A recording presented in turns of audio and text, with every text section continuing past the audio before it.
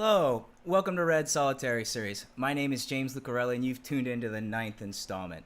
Today we're going to talk about time-lapse recording and also get into some of the advanced recording modes. Now in previous Solitary Series, both my associate Jonathan Petz and I showed you how you could set up your DSMC2 or your RANGER camera systems like I have over there on my back, behind my back, to shoot continuous motion. That might be here in the US recording 2398 and then playing back in 2398, thus giving me a traditional 24-second playback. If I was over in Johnny's neck of the woods in Europe, we might be recording 25 frames per second and then playing back in 25 frames per second. That would be continuous motion over in PAL. I know that Jonathan also showed just how we could set up our cameras to do overcranked or slow motion recording, where Johnny might be recording 50 frames per second and playing back in 25, thus giving us half speed or slow motion recording. Well, today we're going to do a little bit of both. Time-lapse, and not just time-lapse with red, but time-lapse just in general can best be defined as a practice in photography where you're going out and you're capturing a series of still images where the recorded rate of the images is less than the playback or the intended playback rate. So when you play back your total clips, you're going to have a compression of time. In time-lapse, this is a really useful tool when we're telling narratives because we can shoot slow-moving things like clouds or the tide going in and out or even foliage moving, and you might not see that to the naked eye because it's such slow-moving movement, but over a long period of time, and then when we compress it with time-lapse, you can see that, and it's a very good narrative tool. Now, before we jump right into time-lapse, I wanted to show you guys my desktop real quick and give a quick shout out to the Solitary series that we're watching. And if you did want to see any of those previous 8 episodes, that you can go ahead and navigate right back here and see any of the Solitary series that both Jonathan Petz and I previously had done. I did also want to give a personal shout out to Mark A. Yeager, good close friend and fellow Red Monstro owner.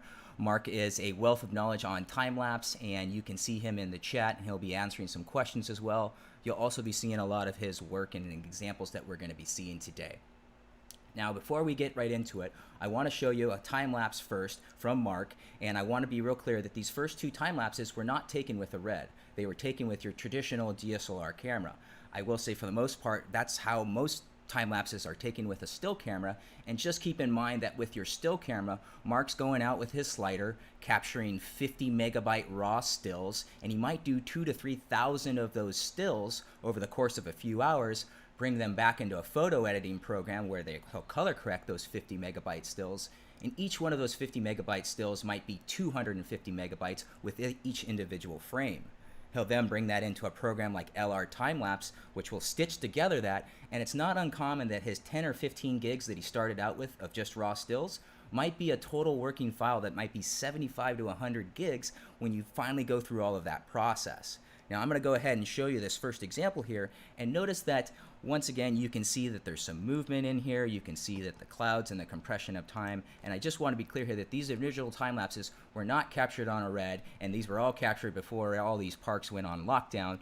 But the one key point that I want to point out here is that this was something that was taken over several hours here, and now you can see that compression of time. You can see the clouds moving, the foliage going in the wind, and once again, this is something that was captured on a still camera, maybe 10 to 15 gigs of original source files. By the time you color correct and bring it into a program like LR Time-Lapse, it's going to grow exponentially in size.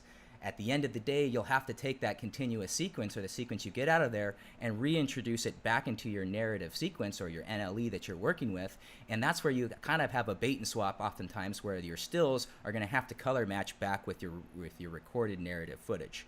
Now, if I go ahead and kick it back to my camera in full, I wanted to thank Mark for those first original clips here, and if I go ahead and navigate back to my desktop here, what you're going to see is all of those 4 clips that we saw at the beginning of the sequence. These were all raw files that were taken with my Gemini camera, and a little bit of backstory, I didn't have a slider. If you notice, the clip actually doesn't move. I just was able to use that extra resolution to do a little post zoom and to do a little representation of a slider or a punch in or a pan.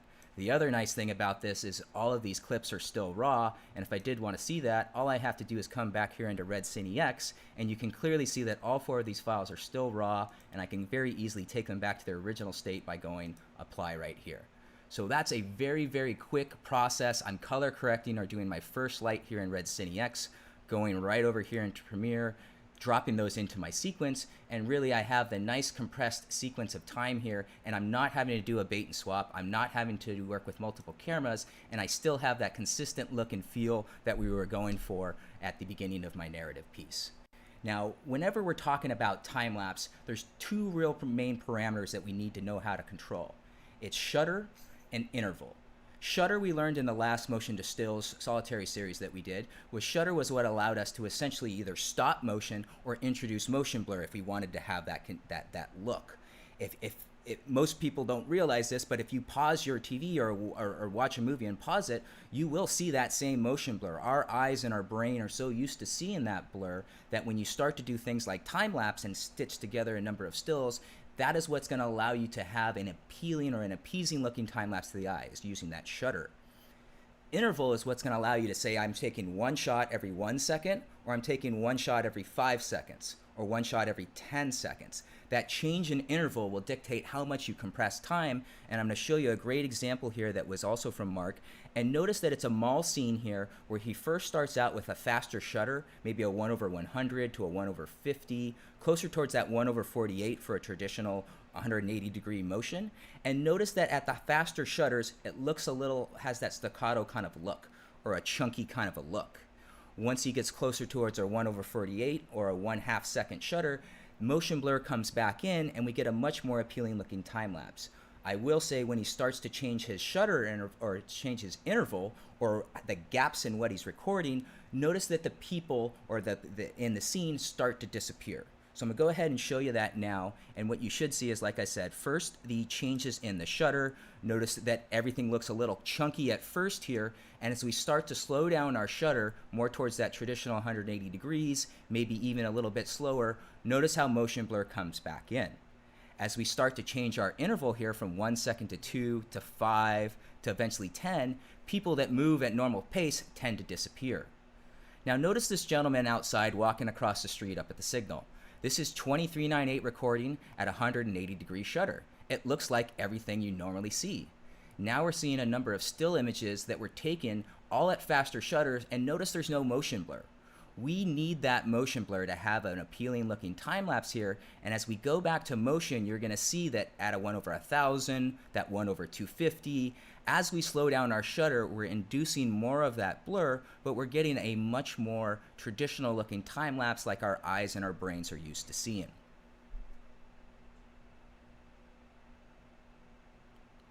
Some great examples from Mark here. And notice here, as motion blur comes back in, we're starting to get more of that traditional looking shot.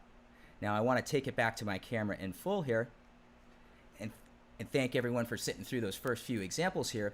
And really, it's understanding shutter versus interval. And I want to bring up this great graphic for shutter here, and really, this is the best way that I can go ahead and represent it. Notice that you have the 45 degree shutter on the top versus the 360 degree. As we get closer towards that 360 degree, we're going to have more of that motion blur that we need for a time lapse. Notice at the bottom of the frame, I also have your angle as well as your integration time. And notice that as we get closer towards that 180 or the 270 degree shutter, we're going to have much more of that appealing looking time lapse with that long exposure type of look. Now I want to show you how you can go ahead and set up your cameras to go ahead and do these type of time lapses. And really, I've got a DSMC Monstro right here to my right, so it's a very easy setup to go ahead and do. Now before I go ahead and do this, I'm going to show you a couple of methods to do time lapse. There's the easy method, which is literally just changing your recorded frames per second. There's our internal time-lapse timer mode, and then we'll get into our frame processing modes like frame summing and frame averaging, which can allow us to have that long exposure kind of look by recording multiple frames or capturing multiple frames and combining them into one. Now let's go ahead and navigate right over into my menus here, and right off the bat you should see me in the upper left-hand corner, and then you should see my camera coming over here live. Now, if it looks traditional, it's because it is. We're shooting 2398 recording up top, 2398 playback down at the bottom. I can also see that I have my shutter set up as an integration time or as a fraction. I did that intentionally because now if I hit record, this is a 180 degree shutter, normal 2398 playback. Now, if I wanted to very quickly, and I apologize for turning my head, go into my easy method, all I have to do is take that 2398, take it all the way down to 1 frames per second, and now I'm essentially shooting a 1/24, or a time lapse that's going to be sped up 24 times. Now notice when I did that, the field of view didn't change, the look didn't change. Yes, the shutter didn't change because I did that intentionally. If you have it set up as an angle and you go from 2398 and you have a 180-degree shutter, you will want to notice that your exposure does change as you go down to 1 frames per second, because you're no longer at that 1/48, you're now at a 1/2 or a half-second shutter, and you may need to go ahead and do a black shade. So this is why I call it the easy method. I literally had to change one parameter, and to get back to normal continuous motion, all I do is come right back to 2398. Very quick way to fire off that quick shot. Just notice that I did not control my shutter there very well, so I will still have that clunky, chunky, staccato kind of look. The next form of internal time-lapse timer mode, or the next way that I want to show you how you can go ahead and set up your camera for doing time-lapse, would be come down here into the recording mode. And I apologize that I'm doing this a little upside down and backwards here, but notice that right now we're shooting continuous motion. If I wanted to get away from doing that, I'm going to come over here and change this from continuous motion to internal time-lapse timer mode. Now this is giving me a lot more control here, because notice I can control the amount of recorded frames as well as my interval. Now the recorded frames is, do you want a flash of time-lapse or do you want a chunk of time-lapse? For this exercise and for the solitary series, let's just focus on recording 1 frame at first, and then let's focus on controlling our interval. So if I come down here and set my interval to 1 frame every 1 second, this is going to look very similar to my easy time-lapse. Essentially, it's going to be sped up 24 times when I bring that into my playback sequence. I didn't change my shutter here, so it will still have that staccato kind of look. Now I'll show you some visual examples for this, so just hang in there real quick. And notice that if I wanted to speed up, or I didn't think the compression of time was fast enough, all I have to do is change this from 1 second to 2 seconds, from 2 seconds to 5 seconds, from 5 seconds to 10 seconds. As I do that, I'm speeding up how quick my time lapse is going to go. And really, if I wanted to see a good representation of this, all I have to do is go back to playback, and right before this stream happened, I went off and fired a couple of these time lapses here. And what I'll just go ahead and do is navigate down to my thumbnails here, go all the way back up to my very first shot. And if you take one look at this very first shot, it should look like 2398 and 2398 with your 180-degree shutter. Go down here and click play.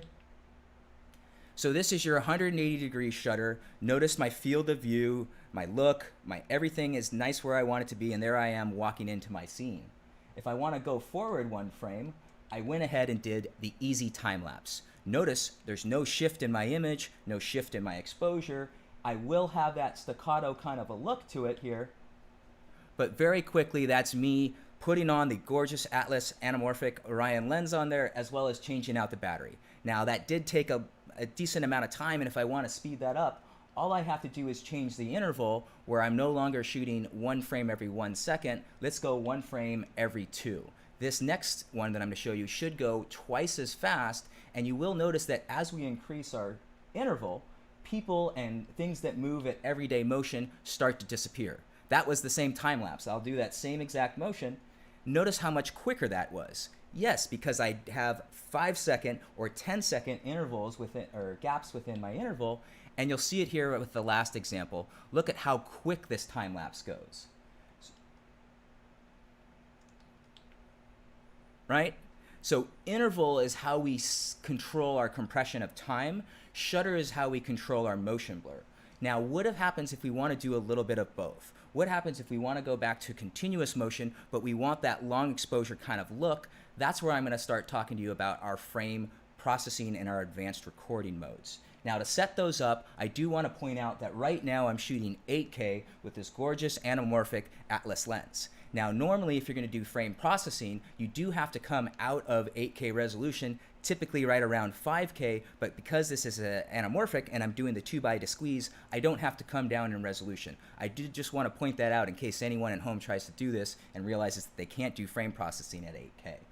So to do that, you're going to go Menu, Recording Mode. We've already got an internal time-lapse timer. You're going to come here into frame processing, and right now it's no frame processing.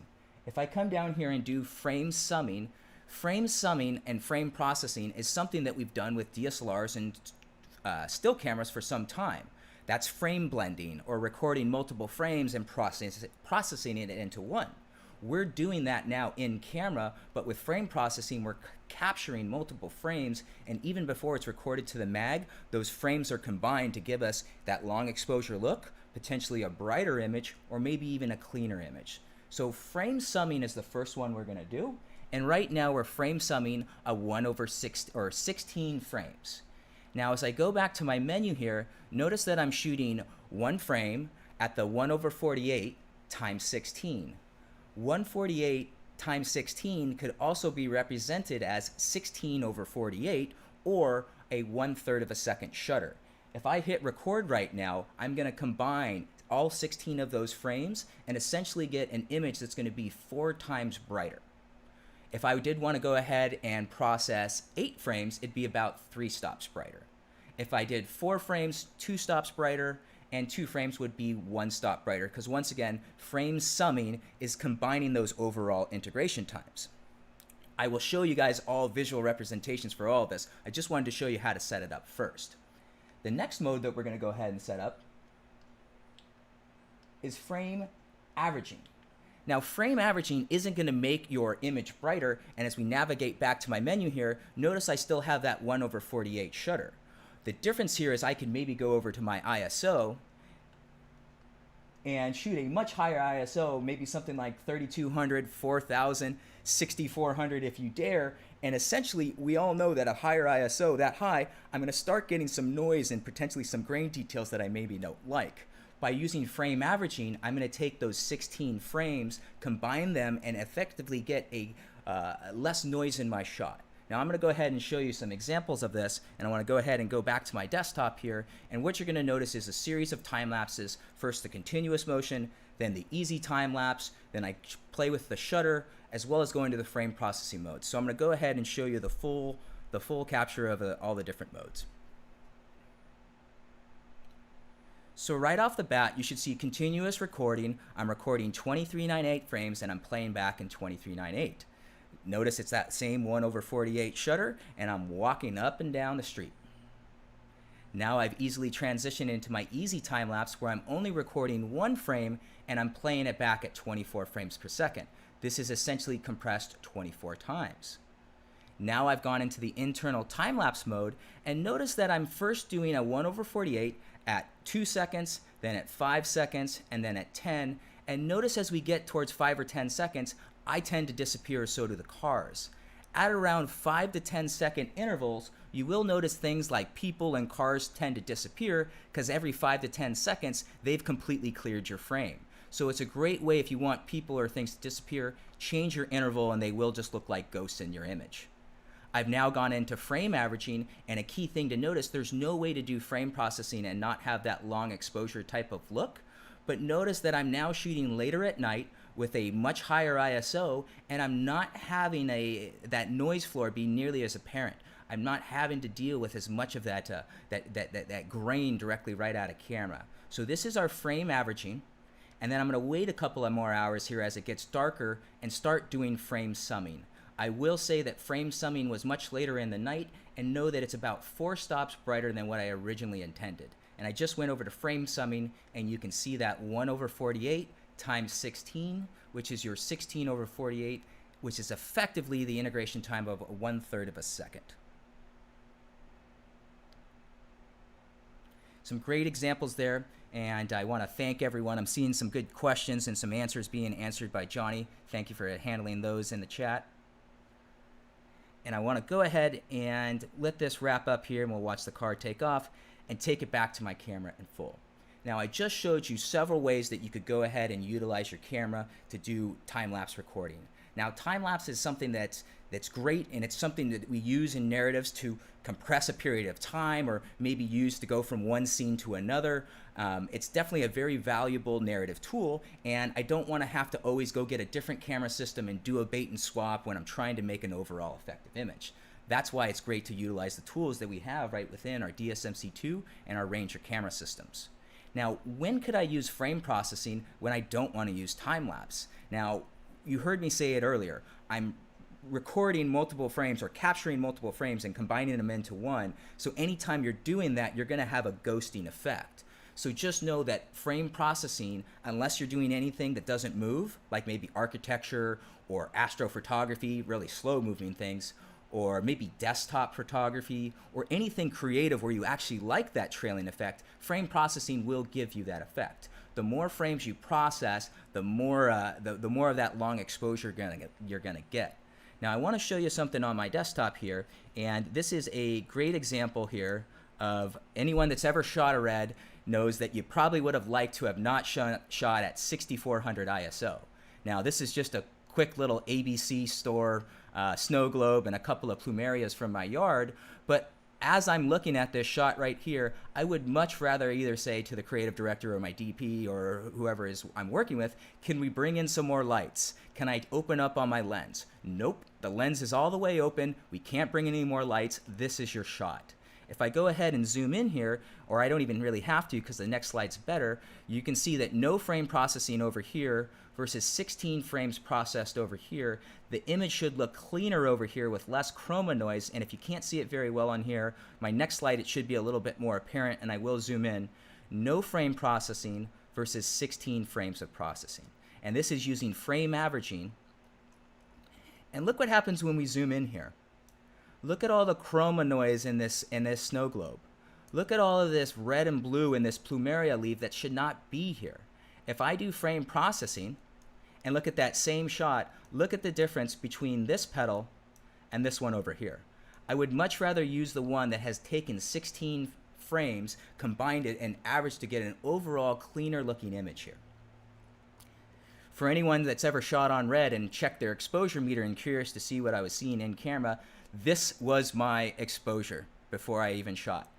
Now, anyone that remembers Johnny's explanation on our red tools here, this is our exposure meter. Anything that purple on a scale of 1 to 10 is saying, hey, or on a scale of 0 to 100 is less than 10 IRE. Essentially, everything that's purple is going to be noisy or have some loss in your detail. And look at what I have here. This is my camera telling me, yoo-hoo, you're going to have noise and all of this purple stuff. And by using frame processing, look at how much cleaner the 16 frames is versus the no frame processing. Once again, my snow globe and my plumerias didn't move a whole heck of a lot. So that's how I was able to use frame averaging. And this was how I was able to get an overall effectively cleaner image. Well, I want to take it back to my camera in full and see if there's been any other questions here. Love frame averaging, really enjoy playing this. Yeah, great question that just came in through the chat. When's another great time to use frame processing, frame averaging?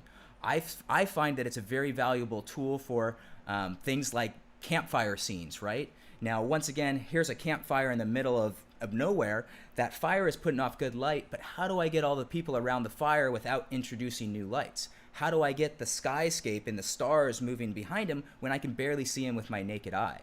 Frame summing would allow me to combine all of my effective integration times to get an overall brighter image. Frame averaging would take all of those frames and get me an effectively cleaner image. I hope that helps explain it, and it's also something that I use for maybe I'm trying to convey a fractured mind or a distressed person. I can use that to make someone hold still and then have everything else buzz and move around them. Really great creative tool. Just notice that if you have movement, you will have that long exposure kind of a look. I'm going to look over to my left and see if there's any questions here. I know I was gabbing for about 26 minutes straight here, but I want to thank everyone for tuning in initially. This has been a great start to our solitary series on time-lapse and advanced recording. Let's see here. See if there's any other questions here.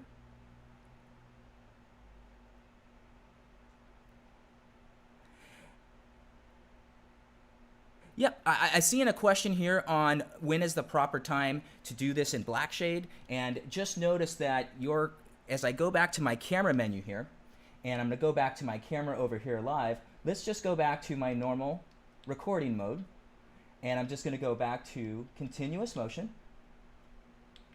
So I'm recording 2398, and I'm doing no frame processing.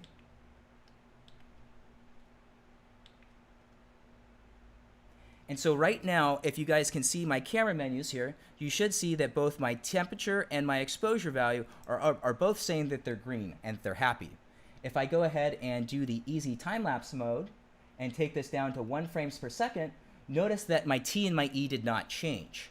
If I did want to go ahead and make this 180-degree shutter, watch what happens to my E, and you're seeing it right there.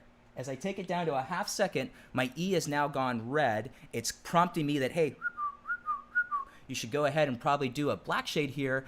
I will say that I have my camera set up to do automatic black shades because I'm doing so many demonstrations that I'm constantly changing my shutter drastically. So I'm using the auto black shade. For best results, I would probably say go ahead and take the 15 minutes and do a manual black shade if you are going to do anything around a half or a third second exposure. Let me take it back to my camera in full there.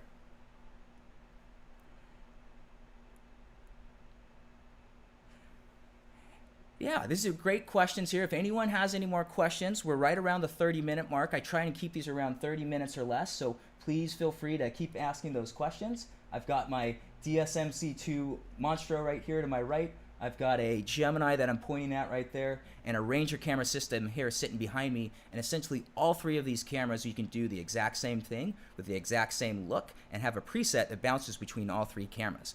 That way, when I want to very quickly do my time-lapse mode, I'm not having to poke around on my camera. We already learned how we could set up presets and have that be set up as a soft key or something to very easily transition. Not a time-lapse question, but how do you set up 7K frame guides when shooting in 8K? Great question. Thanks for asking that, Brian. Essentially here, all we're going to do is come over here into our monitoring menu, and you're going to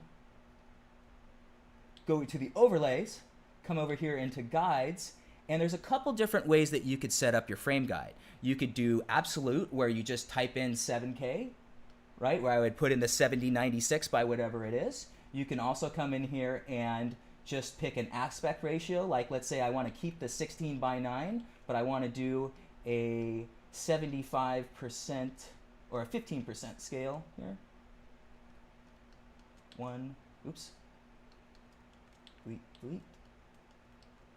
15%, and I'm going to click OK. I'm going to come down here and make this blue, and I'm going to make this 100% so you can see this, Brian. And I very quickly, just did I did the wrong percentage there. I should have done 85% rather than 15%, but you can see my little blue box there. And let's go ahead and change that back. Guides, and I want to make this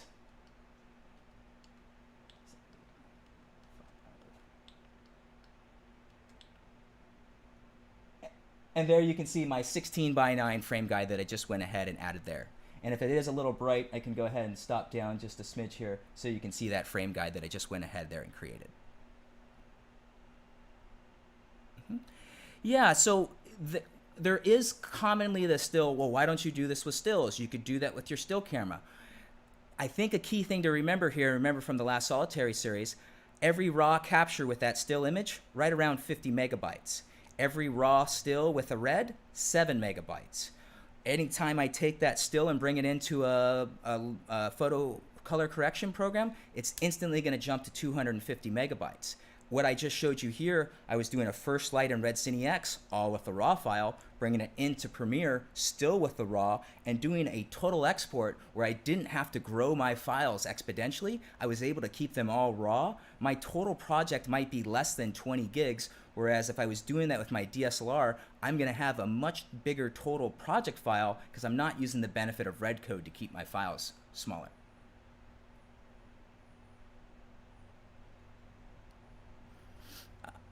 Great question on the auto calibration. I'm actually going to leave that one, Samir, for Johnny. Johnny's going to do a great solitary series in the next coming weeks here on red fundamentals, and I know that black shading is one of them. I will say for best results, the ops guide at Red does recommend using a manual black shade for all 3 of the sensors, Gemini, Helium, and Monstro. Dragon X, I do believe, is still the one that they say you can use the auto calibration, but once again, I use auto calibration. Why? Because I just did it right here. I went from a 1/2 second to a 1/8000, and I don't want to have to stop for 15 minutes or 30 minutes to do a black shade. I'm able to do that and have it auto-calibrate. I'm also just doing a live stream where I'm not providing my best results on to someone else here, and they're going to go ahead and nitpick and look at them all at 100%. For best results, and it's going to have your name on it, Samir, I would say take the 15 minutes to let your camera boot up, get ready at the proper temperature, and then do a manual black shade to have the best results.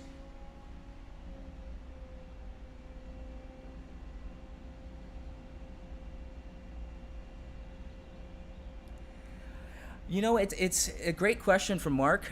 You know, it's not necessarily something where, like with your DSLR or with your other cameras, where you're going to have to change your aperture.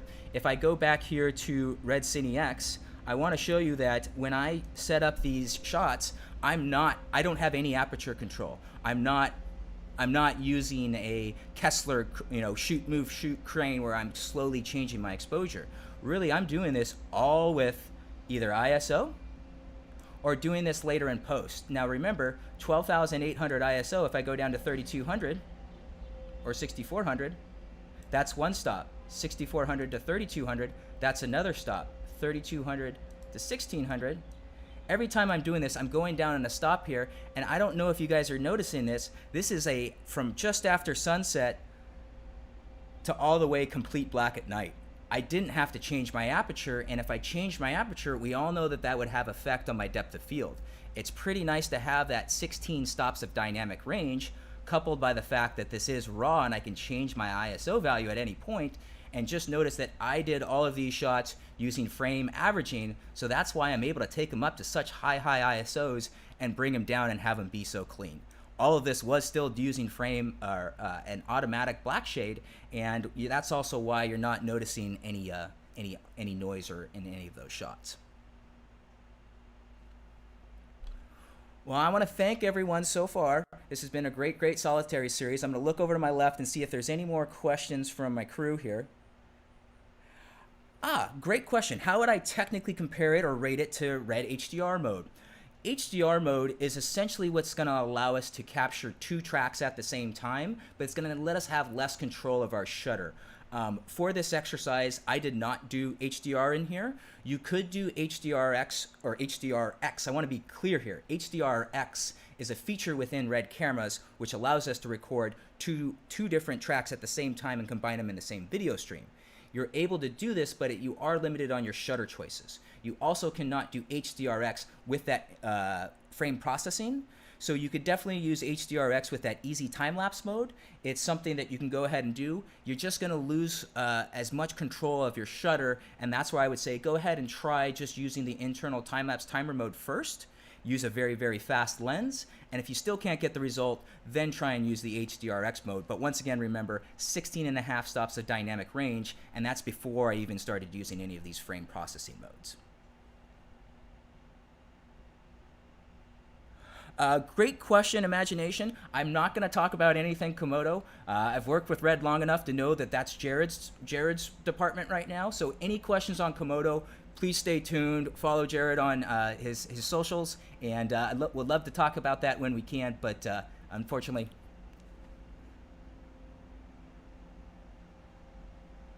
All right. Well, I want to thank everyone. I'm not seeing a whole bunch of other questions come in. This has been a great solitary series. Johnny, if there's any last questions, send them to me now.